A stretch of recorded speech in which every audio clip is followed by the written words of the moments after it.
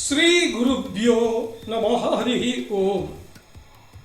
நவராத்திரி கொலு கலசம். நவராத்திரி கொலு கலசம் எங்க வைக்கணும்?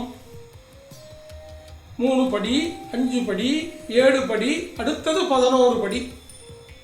இப்படி ஒத்தப்படியில் படி வைப்பா. அப்போ நடுப்படியில் இருக்கணும். 5 படின்னா 3வது படியில் இருக்கணும். 7 படின்னா 4வது படியில் இருக்கணும். 9 படின்னா 5 அல்லது 6வது படியில் இருக்கலாம். அந்த கொலு கலசத்தில் சுத்தமான ஜலத்தில் சுண்ணாம்பும் மஞ்சளும் கலந்து ஒரு கலவையை, ஹழுதி கலவை அப்படின்னு ஏற்படுத்தி அதில் ஒரு துளசி தளம், ஒரு புஷ்பம், ₹1 காசு, எவ்வளோ வேணாலும் போடலாம். நிறைய பேர் முத்து நவரத்னம் கூட போடுவா.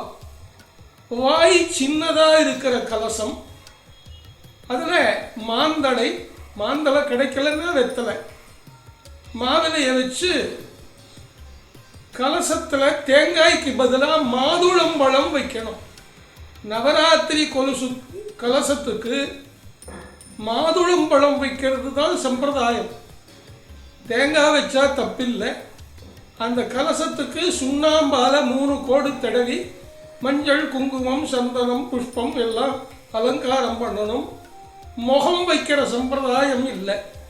அது வேறு விரத பண்டிகைகளுக்கு தான் கலசத்துக்கு முகம் வைப்பா. நவராத்திரி கொலு கலசத்துக்கு முகம் வைக்கக்கூடாது.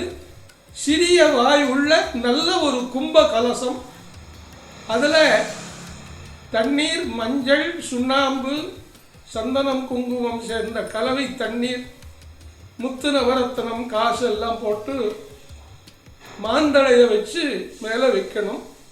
இதை சாட்சாத் இந்த கலசத்தை மகாலட்சுமி, மகா சரஸ்வதி, மகா துர்க்கையா மனசில் பிரார்த்தனை பண்ணிக்கணும்.